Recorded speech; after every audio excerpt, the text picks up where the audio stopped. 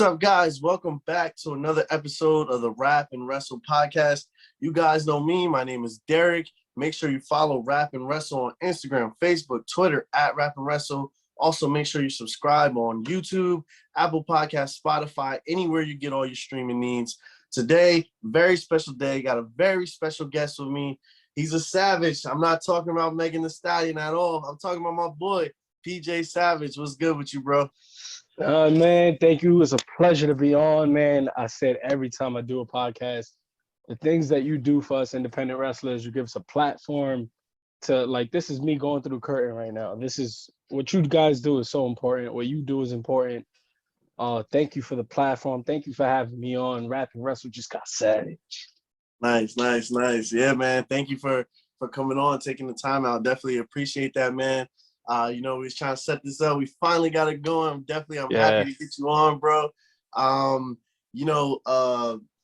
You have like a very like dope career path, the way you like started off in the business. And not too many people could say like, hey, I started off my career being trained by a WWE Hall of Famer, being trained under Johnny Rodz.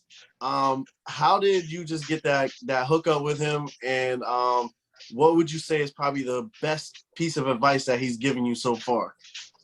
Oh, man. To backtrack, how I got hooked up with him, it was, I was in a very, very bad place in my life, and wrestling was just always there for me. And long story short, I looked up wrestling schools, and House of Glory came up. I was thinking about it. But I've watched wrestling since I was a kid. I'm into the history of wrestling, and even though I wasn't a wrestler, I want my documentary. I want my story told the way I want it to be told. And when I saw WWE Hall of Famer Johnny Rodz, it was like, that's a good start to the story. So I came down to his office at like 10 a.m. And man, when I tell you I stood there all day and talked to him, that's exactly what happened. We didn't leave till like 11, 12 o'clock at night. And the man drove me home. So like, it was a hook the moment I sat next to him. And one of those things, like, you love wrestling. We all love wrestling. One of the things for me was wrestling has the greatest fan base in the history of anything. And no disrespect to the fans, but I didn't want to be a fan. I wanted to be a part of the business. I wanted to be in the business. I wanted to sit down at those tables with Vince McMahon, Ric Flair, Triple H, and be accepted. Talk with Stone Cold and have him call me his brother. I wanted to be a part of the family. And I knew my way in was to be a professional wrestler and to earn my stripes. So that day at Johnny's, it kind of felt like that, man. It felt like I was starting that journey. So I was hooked ever since. And as far as the best piece of advice he's ever gave me, man, that man gives a well of knowledge. It's so hard just to pick one thing out. But one of the things I could honestly say, he taught me how to be a man. He taught me how to grow up. I'm a father of 4 kids. I have 4 beautiful children. Wrestling coincided with me becoming a man and growing up and really learning how to take care of my family and stepping up and being a man. And Johnny had a big part to do with that, so much so that my newborn, he's not newborn anymore, but he's about to turn 2. My son Lucas is named after him. His name's Lucas John. And Johnny Rodz, that man is everything to me. He's one of the golden tickets of this wrestling business, and man, I'm proud to be a part of that family. It comes with its pros and cons being a part of Johnny's, but man, that's the beginning of it right there. Yeah, man. Yeah, definitely. I always hear great words about Johnny and, the impact he's had on, people's careers and helping them get started in the business.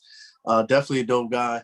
And for sure, what you said about, wrestling fans just being the greatest fan base, I always tell people that as well. It's like nobody can top wrestling fans and anything as far as like support. There's always a lot of criticism, just like any fan base in, any sport. But, at the end of the day, I think we have the strongest support system for each other. And and it's an amazing thing to be a part of for sure. It was kind of tough. Speaking of being a wrestling fan, this is my next question. For us, we kind of got spoiled because if you look at all the other sports, across, you know, the whole quarantine, we were the only guys that were still going and still running this whole time. So we Didn't still miss a got beat. to, you know, watch wrestling, and, you know, we still got to complain about wrestling like we love to do.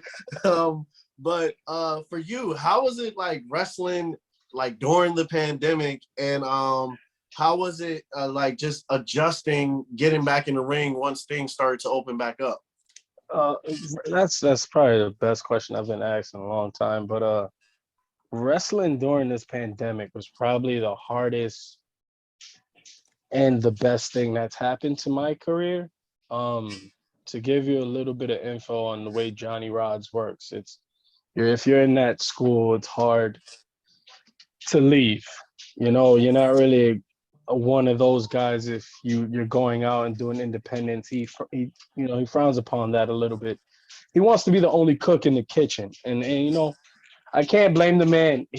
The proof is in the pudding. He's trained guy after guy, but when the pandemic hit, it hit Johnny hard because we had a YouTube show going on, and I felt like that YouTube show was picking up momentum. Um, I was gaining momentum. I was the heavyweight champion there for almost 3 years. Everything was clicking, the roster was clicking, and then the pandemic hit and everything shut down. And then I'm sitting down home watching all these independent promotions keep going to a smaller degree, and then watching Raw and NXT every week. That it sucked for me because I felt like I wasn't doing anything to progress to the main goal. And I made the decision halfway through that I wasn't going back. I was gonna hit the indie scene. And that's why in December, I was like, I'm gonna hit this indie scene harder than anybody ever hit it. I'm gonna be booked more than anybody. I'm gonna pop up at every show, and I'm gonna show everybody who Savage is, man. And so like in that aspect, it was the best thing that has ever happened to me because if it wasn't for the pandemic, man, I probably would have still been drinking a Kool-Aid and sitting in Johnny's office and not hitting these independent promotions. But now that I have, and I've been gaining some momentum slowly but surely, and it's going in the right direction. So this pandemic has been a cursing and a blessing, and just being at home with my kids. I just had my son, so like that was awesome. You know, Man, like congrats. I got to stay home and just basically be with my son every day for the first 2 years of his life. Like you can't you can't get that nowhere else. But it was tough. We lost a couple family members. We lost a couple friends. We lost somebody down there at Gleason's. His name's Gorilla Divu to COVID. Man, love you, miss you. I write Gorilla in my boots every time I go out. So it's been tough. It's been hard, but man, it's been a blessing. Like I'm sitting here with you right now. I'm on the Rap and Wrestle podcast, man. So something's going right, you know? Yeah, no, definitely, definitely. You know, sometimes you know, you gotta, you know, take a chance on yourself and, you know, do what you think is right at the end of the day to kind of help yourself progress. And it seems for you that, you know, that decision is paying off for you and it's going in the right direction. Because I'm seeing PJ Savage, seeing that name a lot of places now, and I think that's definitely a good thing, man. Definitely happy for you. Um, Appreciate it. yeah, no doubt, man. And congrats on the kid as well, man. I know that feeling as well. Oh Because man. for me too, I was home for a good amount of time, and I got to be here with my 8-year-old son and my 3-year-old daughter now. But it was just amazing just to be like every day with them and just share those moments. So that's the Yeah, one thing, you know, we could take away from it. We got to get that time with our family. Um, exactly. yeah, yeah. So what was it that made you fall in love with wrestling, and or what was it that attracted you? I feel going back to being a wrestling fan, I feel like we all have like a distinct story or something that made us fall in love. For PJ Savage, what was that for you? For PJ Savage, it was WrestleMania 10. I was actually at the event, and I was 4 years old at the time, but very vividly, I remember the pink lights and the black lights and the music with the guitar, and it was Bret Hart. Like that was the first wrestler that came out. That was like my first exposure to professional wrestling was Bret Hart's theme song, and just seeing him come out. It was the match with Owen, and I don't remember half that card, man. I don't remember most of it. I remember the beginning when Bret came out, and I very vividly remember when Bret won the title. And I remember when we was leaving, I made my uncle go buy me one of those foam belts. You know, remember them Yeah. foam belts that said Mm-hmm. heavyweight champion on it? because I wanted to be like Bret Hart, man. And then after that, I was just like how kids back in like the 2000s they had John Cena. The kids in the 80s had Hulk Hogan. Like the kids in the 90s, we had Bret. Like Bret Yeah. was the guy for us. So Bret was like huge for me. And then like as it progressed early, like into my teenage years, I was into Stone Cold, The Rock, Triple H. Those guys were I was heavy into. Who didn't want to be Triple H? Like I was there at the Garden and when he came back from the injury when he was looking like Hercules. Yeah. I was Yeah. like one of the I think that was the distinct moment that for me that I was like, I want to do that. I want to do what he does to Mm-hmm. make all these people go crazy the way he did just by coming out.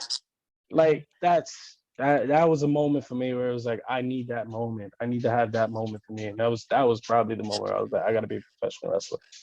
Dope, man. Dope. For being here in the Northeast, and we talking about branching out and how you made that decision to hit the Indies hard. Are there any places in the Northeast that you would like to wrestle, or any people that are out there that you kind of want to get in the ring with? Oh man, the list is long on each end.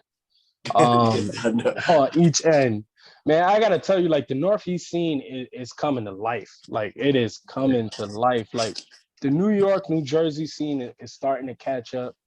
It's starting to get some heat. There's just I'm throwing some shots. There's a lot of old dudes out there, man. Like on the New Jersey, New York scene, it's just like a lot of old dudes. It's just they're not gonna go nowhere. They're not looking for a contract. So why they sitting out here, man? Like, Mm-hmm. if you're not gonna put on for this $25 ticket, then why lace up those boots just because you love lacing up your boots? That's not the point, man. Like, I'm in love with that New England scene. That New England scene with XWA, Limitless, Beyond, all those Mm-hmm. promotions up there, Battlefront, TOS, like all they put on, and it's a bunch of young, hungry guys out there, and that's why that whole scene up there is it's on fire right now. The Philly scene lower down is pretty good, but as far as promotions, man, if I had my eye on one promotion, I would probably have to say GCW is one of those promotions that I got my eye on. Who doesn't want to see PJ Savage in a GCW ring?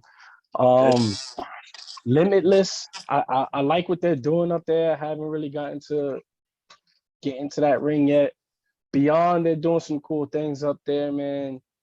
Man, if you got a professional wrestling ring, let me in it. Like Right. that's where I want to be. But right now, if I had to choose an opponent, I would have to choose Jacob Fatu, man. Like Jacob Oh. Fatu, I've been on a couple shows with him. I was just with him this past weekend up in Invictus. Mm-hmm. He's been hitting that Northeast loop pretty hard. And man, I want to go to war with Fatu, man. That man is amazing in the ring. MLW heavyweight champion. MLW starting up soon. But I definitely want to lock horns with him and just go crazy and throw each other all around that ring, man. If I had to choose one person, it'd definitely be him right now. Yeah, man, that'd be dope. That's definitely a great choice, man. Fatu is definitely killing it. MLW, one of those places that when anybody asks me about great talent at any wrestling company, I always feel like MLW is like always That's the top of the place. line. And Yeah, that's the place hopefully right now. they're getting their exposure right now. So hopefully, people get to see how good of a company they are. For you, for PJ Savage though, for the rest of the year, kind of like what would you say, what are your goals to finish out this year as we heading into the second half of this year? For you personally, what are those goals? I want to be the hottest name on the Northeast or possibly the East Coast. I want to be the hottest name. I want to be the guy that everybody's talking about. I want to be the guy that's like when you hear my music hit and I pop up at an indie show that I've never been to before, everybody goes crazy because they want to see me there. Like that's what I want to be. I want to create that buzz. I want to get into the best shape of my life. I want to rock the house down, tour down places that I'm booked at, and really just give like I'm the type of guy that when I walk those curtains, I'm gonna give you everything I have. I'm gonna give you my all. I remember Pagano, is a wrestler from Mexico. I did a couple shows with him and with Johnny Rods with WW. And I have so much respect for that man. He used to tell me stories about $5 ticket shows and him going through light tubes and glass tables and loving every second of it and giving his whole life to every person out there. And that's what that was instilled in me, like I want to be the guy that comes out there and I don't care how much I'm getting paid. I don't care how many people was in the crowd. You're gonna get PJ Savage as if he was at WrestleMania every single time I walk through that curtain. Like that's the energy I'm gonna bring in, and I just want everyone to know that. So come December, come 2022, I want I want to be that name that's on the tip of everybody's tongue, almost a household independent name where people are talking about me and thinking up what kind of dream matches they could have, who can I wrestle, whether it's AJ Gray, Jacob Fatu, Austin Aries, Alex Hammerstone, all those guys that are the names right now, Richard Holiday, JT Dunn, all those names, all those guys that have those names. I want you to think about those names and go, I want to see that matchup with PJ Savage. So if I had a goal, it's not titles, it's not contracts. The contracts is gonna come. It's about making noise and really taking off with this whole independent scene. Yeah, definitely good mindset to have for sure. Kind of on the reverse end of that as well. What do you think personally it is that separates PJ Savage from everybody else that's out here? As we said, we know the Northeast, we know being over here, the scene is flooded. There's a lot of those old guys you talked about. There's a lot of new hungry guys that you talked about. There's a million companies out here in Jersey, New York, Philly, Pennsylvania, New England. So what is it that for PJ Savage that makes him stand above the rest? Man, I I heard it at a show this weekend. Random person came up to me, random fan who's in the crowd, and he just told me, he was like, "Man, I like your intensity. I like how you just, I could feel you when you're in that ring."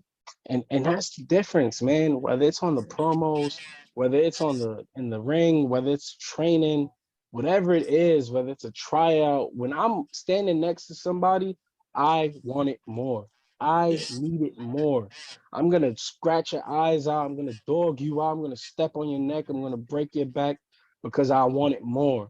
And even if it's just a lockup in the middle of that ring, and then, everybody knows what wrestling is. It's pre-choreographed. We know the finish. We know things that goes on to the wrestling business. Everybody's smart to it now. But I'm still going in that ring like it's a fight, man. I'm walking into that ring and this is real to me. This is my life. This is my art. This is what I'm bred to do. And that's what's gonna separate me from every single body else.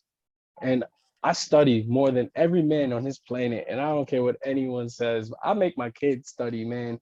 I make my wife study. I make everyone around me study. I have to because I have no choice because I'm so into it. I throw my whole mind, body, and soul into professional wrestling, and I feel like that's the edge that I have on people, and that's the edge that I'm gonna keep. And man, I'm here to make noise. I'm here to take over. Take over is the moniker I've been running by, so and it ain't going away. Facts. All right, so let's go into this is rap and wrestle. So let's go into the music side of things. What for you? What music are you listening to now, and what were you listening to growing up? Maybe it's the same thing. Maybe it's different. But what were you listening? What are you listening to now? What were you listening to? As you were growing up. Man, a lot of stuff when I was growing up, I feel like those wrestling games when we was growing up, like WrestleMania versus Raw versus SmackDown, all those games, No Mercy, like the soundtracks on those games, the Yeah. soundtracks on those games introduced a lot of us into a side of music that we never really looked into, like the Yeah. alternative Facts. rock, Yeah. the Mm-hmm. the skillets and the Papa Roaches. And so Mm-hmm. like I would dab into that a lot of Linkin Park. I listened to a ton of rap music like 50 Cent. I was heavy into 50 and the whole G Unit days, man. And then I remember I went through a phase of just listening to a lot of like Kid Cudi. Kid Cudi Yes. was my go-to for a long time, man. Like I messed with Kid Cudi and MGK when he was rapping the whole lace up Mm-hmm. movement. That was fire to me. It's crazy because my son is into MGK's music now. My little son, he be sitting there with a microphone and rocking out like because MGK make the rock music now. And Nice. I would say like right now, when we're on the road, Drake be hitting. Drake on the road when you're in the car after a show. Drake hit because Drake always rapping about them dreams and what's a wrestler without a dream, man. So Facts, Drake facts. always hitting, and I got this thing with Post Malone, man. Post Malone's last album, Hollywood's Bleeding. I still play that every single day. That like I'm just rocking out the music. So Post Malone, and then I'm heavy into my rock music, man. Like I like my Shine Down music, and every single one of those guys, classic rocks, Three Doors Down, all those, 3 Days Grace, all of them. I'm into all of it. I listen to everything, man. I was in there's this dude named Prince Ahmed, another indie wrestler. He's the Egyptian guy. It's not a gimmick. My man is straight out of Egypt.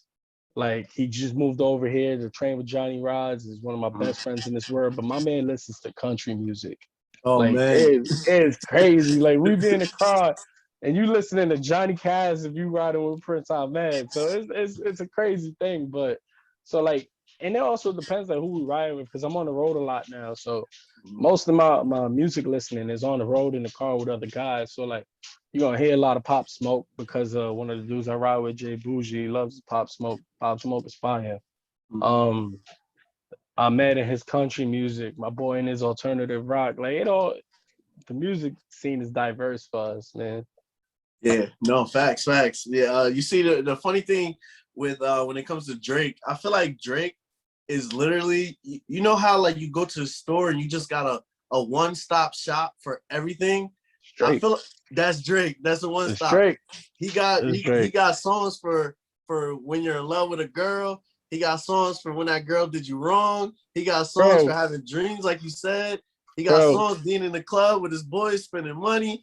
Gangster bro, music, he got it. It's bro, crazy, Drake, man. Drake, I have you in your feelings on a ride from Philly to New York. Drake, I Facts. have you in your feelings. Me and my boy call it Drake and Steaks because whenever we go to Philly, we go to Geno's or Pat's, we get our Philly cheesesteaks, and that's where I ride home. It's just nothing but Drake, so it's Drake and Steaks. And man, Drake be having in your feelings. He be having you tight. He be having you happy. All of it. Drake is the one-stop shop. He that bodega on the corner that you go to.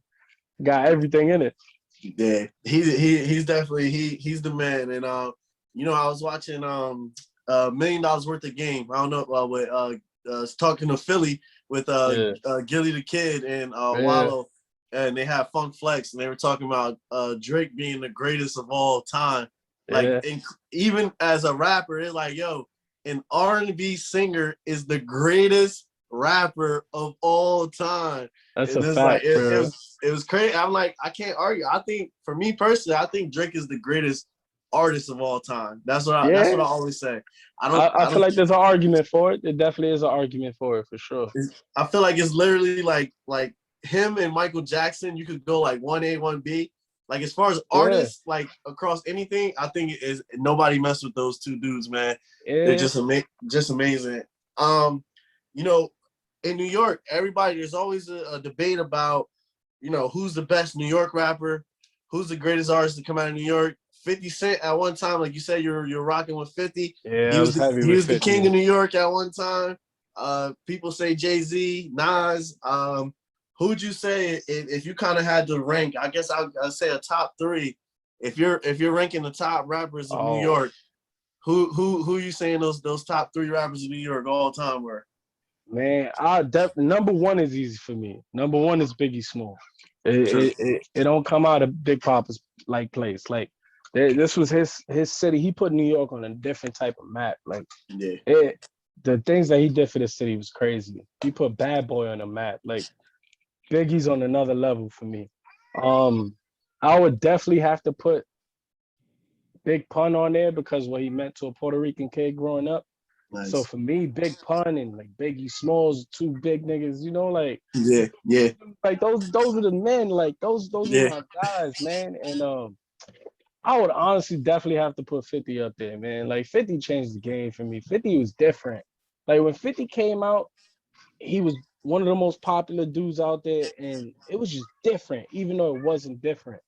Like Mm-hmm. 50 was on a whole nother level. So I think that's my top three: Biggie, Big Pun, and 50. Yeah, no, that's definitely dope. I feel like 50, I think with 50, the thing with him is 50 brought like an authenticity to all of this stuff. When you're talking about Facts. gangster rap and all that, it was like Yeah. some of these guys rap gangster stuff, but it was like when 50 came, you truly believe like, yo, this dude is really a gangster. Like Yeah, he's bro. tough. So that I think that made his music hit just a little bit more.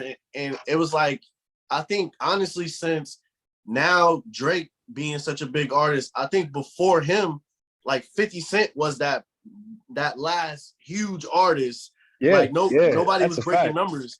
It's just crazy. And you know, it's so funny. I was talking to one of my boys over the weekend too. And it's funny that you put Big Pun in your top 3, because he was like, he's Puerto Rican as well. And he was like, yo, people be hating on Big Pun, yo. They'll never put a Puerto Rican dude in as a top rapper, man. They be hating because he's Puerto Rican. You know that has you know what that has something to do is that the Puerto Ricans out here, man. I grew up in Harlem. Like I grew up on 125th and Broadway. Like I grew up in the thick of Harlem. I live in Spanish Harlem. So like Uh-huh. I know the vibes, I know the life. Been in the heights, but ain't nothing like a Puerto Rican man talking about Big Pun. Big Pun to a Puerto Rican man is Jesus. Yeah, Like facts. so like we rep him too hard. So like people like dismiss it because you know we rep it a little bit too Mm-hmm. hard. Mm-hmm. But he was, man, the things he did for our community, the things he did just to give us a voice. Like Yeah. I remember that was one of the first times I saw somebody that looked like me Mm-hmm. and it was making it, you know, like he eating rice and beans just like me every night. Yeah. He Facts. chilling on the one train coming through, chilling in the hood just like me. And it's like that meant a lot. And he was fired, bro. Like he was fired. But to touch back on 50, 50, like you said, was real and authentic. Like that Yeah. was different. Like I remember Many Men. That song hit Yeah. so different.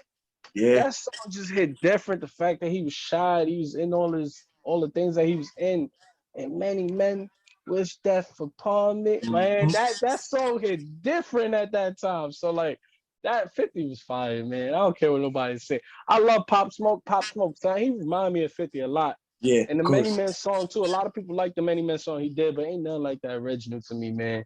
Ain't nothing like that original Many Men song. Yeah, definitely, man. That was a crazy time period, man.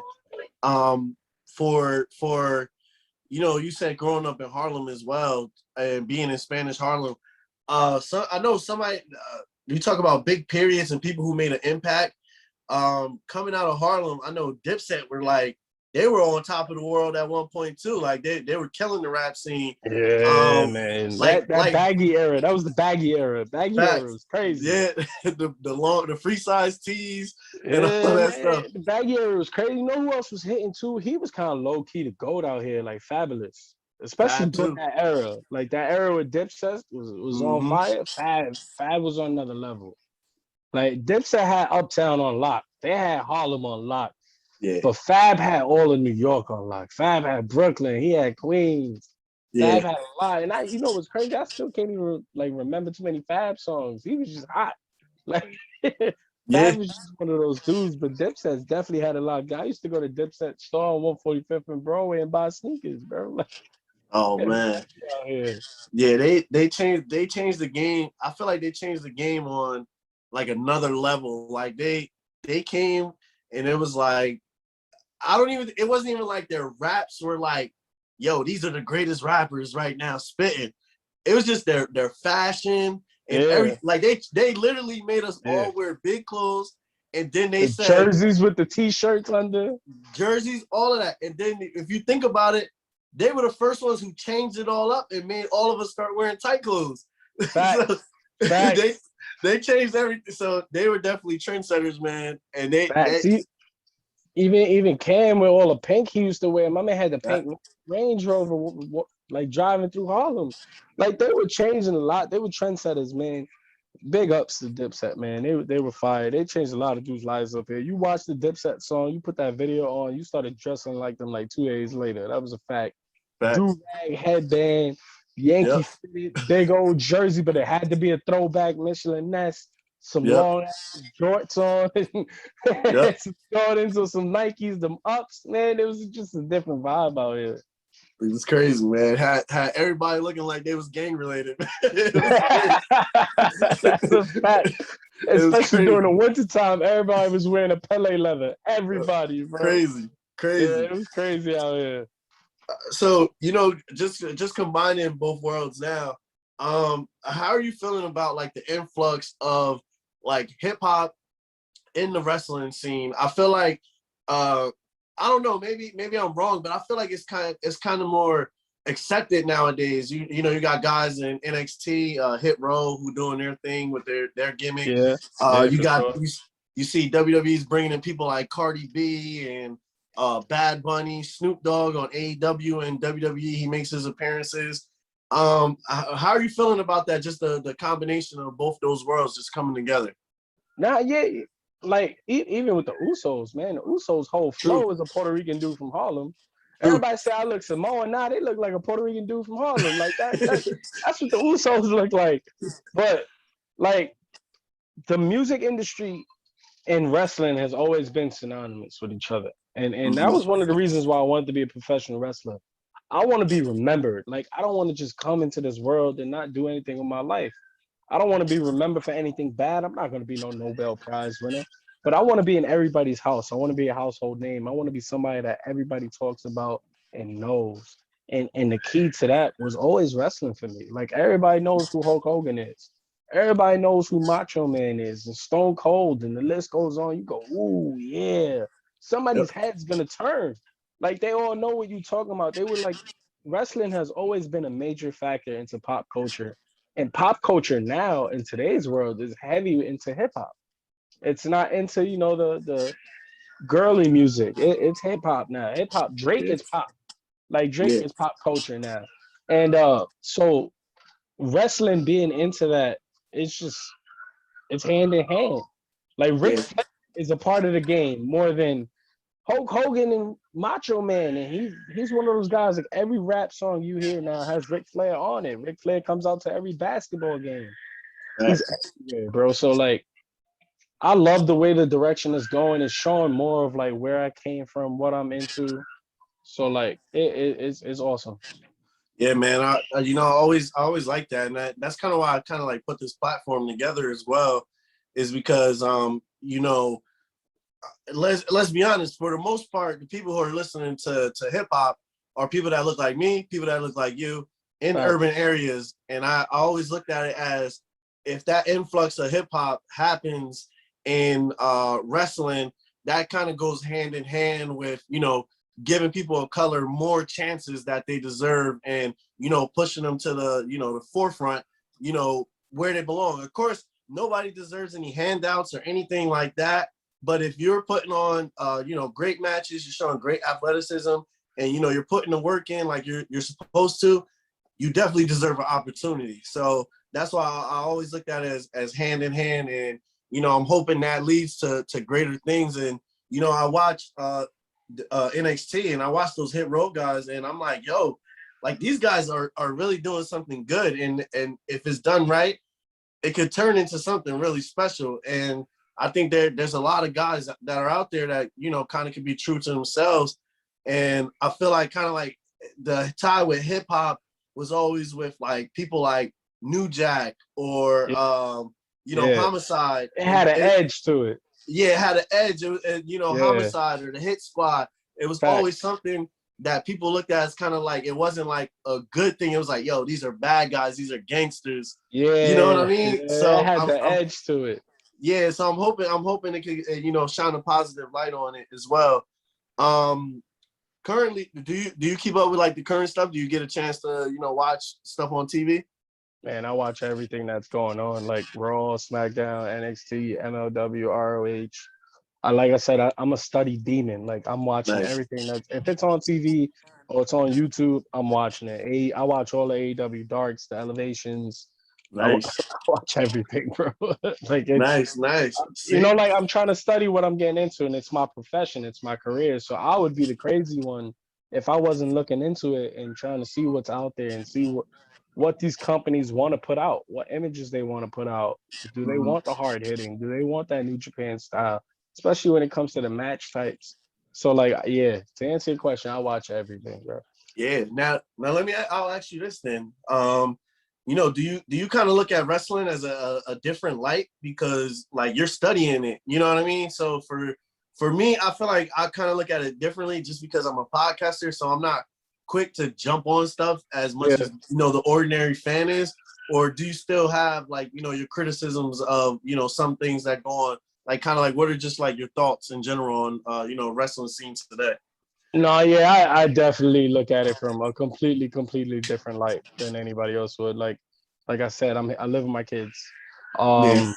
So like I actually watch when we watch like the pay-per-views together, because that's what I Hmm. do. I try to give them what my grandmother used to give me, where we used to sit down on Sundays, cook dinner, and watch a pay-per-view, Survivor Series or something. Like Yeah. hell, so I'm watching it with my daughter. My daughter's a little bit older, so my daughter Sophia, my youngest daughter, and like so she's more into it than most of them. So I kind of gauge her interest on certain things. So like I see who she liking, and if it's not just the girls, especially with the guys too, like why does she like AJ? Why does she not like Big E? Why Yeah. does she like this person? So like I do watch it with a completely different light. I don't jump down its throat. There's nothing in there. Man, honestly, for me, especially when it comes to like everybody knows, it's no secret, especially the WWE product, it's down. Like Yeah. it's whether it's just the fans not being there or just the product getting stale and maybe all the releases has something to do with it. But the product is down across the board, and the product was down before the releases. So I really don't even want to hear that. But for Yeah. me, the more it's down, the more it's going to be able to be there for me to bring it up because I want to be that guy that gets into WWE and makes Raw a must see, makes Raw what it used to be. Monday Night Raw, Raw's War, and everybody's wearing the t-shirts. And that's why it's so heavy into today's like rap music and the hip hop scene because of the fact that we're all grown up now. We're all 25 and 30. So Yeah. we're in that area and now we're the creators. Now we're the art content guys and what we watched was the Attitude Era. So that's why you hear in The Rock, you hear in Stone Cold, True. Triple H, and all these guys, because they were part of our era. I want to be the guy that people are talking about 30 years after the fact. And when I watch today's product, I pick it apart as to like, okay, why is Matt Riddle on TV? Yeah. What is it about Matt Riddle that they like on TV? Like last night, I was watching Raw, and it was like, all right, Matt Riddle's he has two segments. He was on a match. He's in here. Is it just because he's comedic? Is it just because he looks good, or is it just Hmm. because of the Randy Orton factor? So those are the things that I'm sitting there and I'm watching. What was something else I could nitpick from last night when Damian Priest finally showed back up, and it Yeah. was like, oh, he was gone for personal reasons, and then you read the dirt sheets and you're like, oh, so he wasn't hurt with his back. He was just gone for personal reasons during this time of the era. So it's like I don't really look at it how I used to look at wrestling. I wish I did because Yeah. wrestling was such an escape for me. But Hmm. now it's all about business and now it's all about my career path. I'm sure it's the same for you. I'm sure you watch it and you're like, what can I talk about tomorrow? What can I post? What's the hottest topic here? You know, so like Yeah. it is different, but maybe it's just because of our age also. Like somebody ran this question by me earlier today. It was like, why isn't Pixar stuff good anymore? Why isn't Mhm. Toy Story good anymore? Why isn't The Yeah. Incredibles or any of those movies good? And he was like, it's because we're not 10. Thanks. So maybe that's why we're not enjoying wrestling the way we are because my kids enjoy wrestling like crazy. Yeah. My kids love wrestling. They watch it. They're into it. They're playing with their figures. They're playing the wrestling games. They do all the same stuff I used to do. So maybe they are taking in wrestling how I used to take it in, and maybe it's just different because we're a little bit older. Yeah, man. I always think about that too, and I'm always what I always think of. I just think it comes down to one word, and I think it's kayfabe. It's all in what you believe. You know what I Yeah, mean? So it's hard for yeah, me. Like I don't tell my son like hey, wrestling is not real. You know what I mean? He still when he watches it and he sees something happen, and he's like he really thinks, oh yeah, Roman hates Cesaro. They don't like yeah, each other. Like they'll never hang out. They're not friends or anything like that. Or uh, you know what I mean? Like he has that in his head that the Fiend has these powers, the Undertaker has these powers, Kane has these powers. So I yeah, think that plays into it a lot too, man. It's like once you hit that point where it's like you find out, it's like finding out about Santa Claus, man. You just yeah, like man. That's the perfect analogy right there. When you find out Santa Claus ain't real, man, things change, man. Christmas yeah. loses its magic a little bit. But that's one of the things, especially with professional wrestling. I remember the moment I found out it was fake. Mm-hmm. It was The Rock, or no, it was Triple H versus Ken Shamrock, and Mm-hmm. China was getting smacked by Ken Shamrock. I think it was or something. Yeah. You Yeah. hear her say "smack me." You could see it on face, and that was the moment for it was like, oh my God, she told him what to do. Like, like, wow, Yeah, this is fake. But like when you get older, you start to appreciate it. Like, I forgot who posted it up. I don't know if it was Dirty Hills. Shout out Dirty Hills. They nice. posted up a poetry set of some dude, like he Yeah. was on stage. Mm-hmm. That was real, man. Like I was in my feelings watching that. Like Facts. that was the realest it is. Like, and that captures us in a bottle where it's like wrestling means more to us. And why do we feel the need to explain that to people is because we know the magic is lost once you find out that it's fake. Yeah. But what's the magic still for you that keeps you drawn in? And the magic is all the memories that are created, the memories that Stone Cold gave you, the memories that Undertaker and The Rock and everything that you sat down and watched. Like for me, it was with my grandmother. My Yeah. grandmother passed away in 2000, so she never saw all this stuff. And and I do it today for her. Like my grandmother is my everything. I have her on my arm. She's in one of my wrestling promo pictures, and that means a lot to me. I wish she could have saw me wrestle. She would have been in love with it. But it always comes back to that for us, where it's like, what's the core for us? And for one day, it's gonna be my kids saying, "Hey, my dad's a wrestler, and we used to watch wrestling with him until he was on that TV." So it's gonna mean something for them, and you always have to have that comeback too when it's with wrestling. So Yeah. that post that Dirty Hills posted up, that guy with his father, man, that's as real as it gets. That wrestling's still real, man, because that's what it is. It's the realness of it. Facts. No, totally agree. Same thing with me, my grandfather, and the same thing that I think that like you said, we're creating now is you think about it, it's like I'm pretty sure like your kids, they look at you as like a superhero, man, because it's like Yeah. you're doing something that's seen on TV, and it's like this is like something that's like not a lot of people could do this. So it's just like, yo, my dad is special. He knows how to wrestle. You know what I mean? My son looks at me like that. He's like, hey, my dad is special. He's talking to these wrestlers. You know what I mean? They Yeah, think that yeah, they look at it as it's something really really special, and that I think that's great to keep that going for our kids, and I hope that goes into the next generation, and they just keep it alive, man, because wrestling is such a great thing, man, and truly is, man. It truly my is. my boys that shot at wrestling, they always say wrestling brings everyone together, and that's totally true, and it's just an amazing thing. I love wrestling, man, and I don't even know what else to say. It's just such a dope Yeah, thing, and man. it's like there's nothing greater than being a part of this, whether you're in the ring, outside of the ring, wanting to talk about it. Nothing tops like being a part of this at all, for sure, across any sport. Yeah, that's a Um, fact. yeah, man. Just closing out with this. What are PJ Savage's hobbies outside of the ring? And does PJ have any talents that maybe fans or other wrestlers want to know that he has? Oh man, nah, man. Like as far as the talents go, my every bit of my talent that God has given me has gone into professional wrestling. Like Nice. it's kind of so on par with what you just said, like how my kids look at me, and it's crazy because I'm sure, especially with you and your son, how you say your son looks at you because you talk to these wrestlers. Like, look at my dad, he's special. Mm-hmm. We don't look at ourselves like that.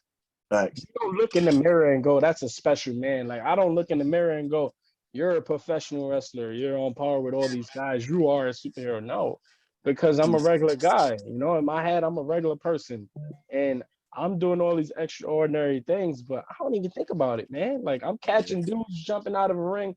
I was gonna jump off a U-Haul truck this weekend and just like, yeah, this is something I could do. Yeah. And I'm not even thinking about it, but like you said, the normal person can't do that. So all my talent has gone into professional wrestling, and I hope it continues to grow. God has blessed me into being a professional wrestler, and I'm 6 months into this indie scene and gaining the steam that I'm gaining, and I'm blessed right now, man. But as far as my hobbies go, my hobbies consist of playing my Xbox, my PlayStation, my Switch. Um, and studying wrestling, like legit, that is my life. I spend time with my wife, of course. We Mm-hmm. watch movies here and there. I love horror movies, The Conjuring and all that stuff. The Godzilla movies, I'm heavy into Godzilla. Dragon Ball Z, I like my anime. I watch my anime every once in a while. I'm a normal person. I'm just like everybody else out here, like PlayStation, my Xbox, playing video games. That's how I unwind. That's how I unplugged. I remember I watched I think it was the 24 series with Finn Balor, and Hmm. like he used to play with his Legos to take his mind off of professional wrestling because it's a grind, and it Yeah. is a grind. So for me, every night I'll pop on my Xbox, play the P5 for a little bit, just to unplug from talking to promoter after promoter. And half of them leave you on scene. The other ones tell you they ain't got no spots. The other ones tell you, hey, we want you to come down to Tennessee, but we can't pay for your travel. So then you don't want me to come down to Tennessee. Yeah, But then facts. you talking to all that, and then you need to unwind. So like my hobbies are more of unwinding for me. My whole life revolves around professional wrestling, like everything, legit, bro. I go to sleep with professional wrestling. I eat all my meals with wrestling in mind. I hang out with wrestling in mind. Man, I watch like rap battles and stuff on YouTube, and I'm watching them, and I used Hmm. to enjoy them, and now I'm looking at him like, yo, this guy got stage presence. All Yeah. right, I like how he's delivering his lines. Hmm. Okay, I'm gonna take that. I'm gonna deliver something like that, bam, and put that into my promos. So everything from me, like my girl makes fun of me. I watch documentaries about famous people, and I'm over here like watching a documentary about the Beatles or some weird white guy, and she's like, "Why are you watching this?" And I'm like, to see if I could take something and put it into my professional wrestling career. Like that's what it is, man. Yeah, man. Yeah, it's funny. Battle rap, I always feel is the closest thing in Yeah. hip hop to wrestling for Yes. sure. Those Yes. guys have their characters, they have their catchphrases. Yep. It's just going out there putting on a show, making sure you don't Feeding off the botch. crowd and Yeah, feeding off that yeah, crowd. Yep. it's great. So I definitely I love battle rap, man. Um, Fans who want to follow you, check you out, see your career, all the great things that are coming your way, how would they connect with you on social media? Man, I'm on Instagram, Twitter, I'm Facebook, everything at PJ Savage. I think on Facebook it's PJ Savage Official. Um, on YouTube, it's PJ Savage. Nice. Go check out that YouTube. Let's get those subs up, some likes, some subscribes, everything. ProWrestlingTees.com/PJ Savage. I got some merch dropping this Saturday, so it's gonna be dope. 3 designs are dropping. I got some pins coming out, some hats, a slam buddy. I got a whole bunch of stuff in the works, PJ Savage stuff, and I got a bunch of shows coming up. July 10th, I'm at Eclipse Wrestling upstate, and July 17th, I'm over at Titan Wrestling, Titan Championship Wrestling. July 24th, I might be up at XWA for their big pay-per-view. Man, I got so much stuff lined up. It's crazy. I'm blessed. But come follow me. I'm cool. I answer my DMs. I talk to everybody. I like to say this. I don't have fans. I have family. You're not even supporters. You guys are all family. Everything you guys do, whether it's a comment, a like, a share, you put me on your stories. Man, it's love for me. Thank you so much. And big shout out to Rap and Wrestle, the platform you've been giving people, things you're doing out of your own time, giving me a platform, other people a platform. Your work is amazing. Everything you're doing, bringing the worlds of rap and wrestle together, that's special, man. Not too many people are doing what you're doing out here. Your son should be proud to call you his pops, man. Real stuff. Yeah, definitely. I appreciate that, bro. Once again, I appreciate you taking the time out and coming on the show. And I'm gonna keep giving that voice to dope people like you, PJ, man. So I'm Man, I appreciate you, man. hoping a lot of dope things come your way, bro. And for us fans, make sure you follow PJ, make sure you cop merch, check out his YouTube, check out all his social media, as well as make sure you follow Rap and Wrestle, Instagram, Facebook, Twitter. Once again, make sure you check us out on Apple Podcasts, Spotify, YouTube. Make sure you subscribe. And for this episode, it's Derek, it's PJ Savage, and we are out. Peace.